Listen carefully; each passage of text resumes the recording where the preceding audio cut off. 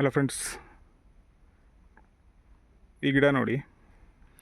ಇದು ಇವಾಗ ಮಾರ್ಕೆಟಲ್ಲಿ ತುಂಬಾ ವೈರಲ್ ಆಗಿರೋ, ಡಿಮಾಂಡ್ ಇರೋ, ಟೇಸ್ಟಿ ಇರೋ ಮತ್ತು ಪ್ರೈಸ್ ಕೂಡ ತುಂಬ ಹೈ ಇರೋ ಒಂದು ಹಣ್ಣಿನ ಗಿಡ ಯಾವುದು ಅಂತ ಗೆಸ್ ಮಾಡಿ.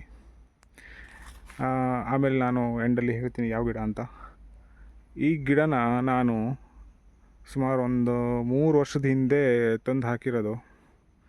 ಇದು ಗ್ರೋತ್ ಎಷ್ಟು ಸ್ಲೋ ಇದೆ ಅಂತಂದರೆ, ವರ್ಷ ಒಂದು ಸಲ ಮಾತ್ರ ಇದು ಚಿಗುರುತ್ತೆ, ಆಯಿತಾ. ಇದು ಹಣ್ಣು ಬಿಡೋಕ್ಕೆ 8 ವರ್ಷ ಬೇಕು ಅಂತ ಹೇಳಿದ್ದಾರೆ ಬೀಜದಿಂದ ಮಾಡಿರೋ ಗಿಡಕ್ಕೆ. ಬಟ್ ನನಗೆ ನೋಡಿದ್ರೆ ಇದೊಂದು 18 ವರ್ಷ ಬೇಕು ಅಂತ ನನಗೆ ಅನ್ನಿಸ್ತಾ ಇದೆ.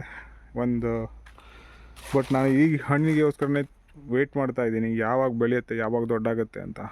ಇದನ್ನು ನೋಡಿದ್ರೆ ದೊಡ್ಡಾಗೋ ಥರನೇ ಕಾಣ್ತಿಲ್ಲ, ತುಂಬಾ ಸ್ಲೋ ಆಗ್ತಾಯಿದೆ. ಆಲ್ರೆಡಿ 3 ಇಯರ್ ಆಯಿತು. ಅದಕ್ಕಿಂತ ಮೊದಲೇ 2 ಇಯರು ಅದು ಕವರಲ್ಲಿತ್ತು.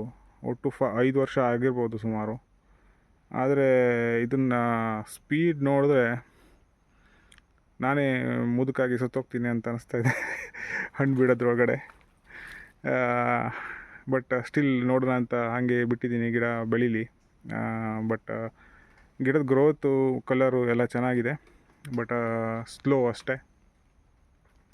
ಸೊ ಇದು ಯಾವ ಗಿಡ ಅಂತಂದರೆ ಮ್ಯಾಂಗೋಸ್ಟಿನ್ ಗಿಡ.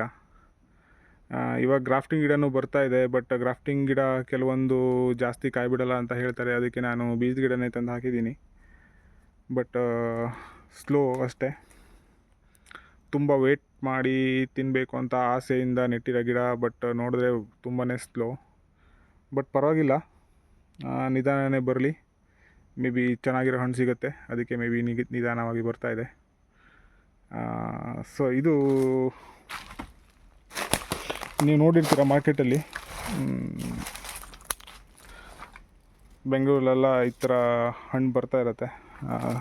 ಥರ ಮುರುಗಲ್ ಹಣ್ಣು ಥರನೇ ಶೇಪು, ಕಲರು ಎಲ್ಲ. ಒಳಗಡೆ ಕೂಡ ಮುರುಗಲ್ ಹಣ್ಣು ಥರನೇ ಇರುತ್ತೆ. ಟೇಸ್ಟು ಮುರುಗಲ್ ಹಣ್ಣಿಗಿಂತ ಸ್ವಲ್ಪ ಜಾಸ್ತಿ ಚೆನ್ನಾಗಿರುತ್ತೆ. ಸ್ವೀಟ್ನೆಸ್ ಜಾಸ್ತಿ ಇರುತ್ತೆ. ಪಲ್ಪ್ ಕೂಡ ಸ್ವಲ್ಪ ಜಾಸ್ತಿ ಇರುತ್ತೆ. 1 ಅಥವಾ 2 ಬೀಜ ಇರುತ್ತೆ. ಸೊ ಅದರಿಂದನೇ ಗಿಡ ಮಾಡಿ ಹಾಕಿದ್ದಾರೆ ಅನಿಸುತ್ತೆ. ಸೊ ಅದನ್ನೇ ತೊಗೊಬಂದಿದ್ದೆ. ಬಟ್ ವೆರಿ ಡಿಸಪಾಯಿಂಟ್ಮೆಂಟ್ ಆಗ್ತಿದೆ.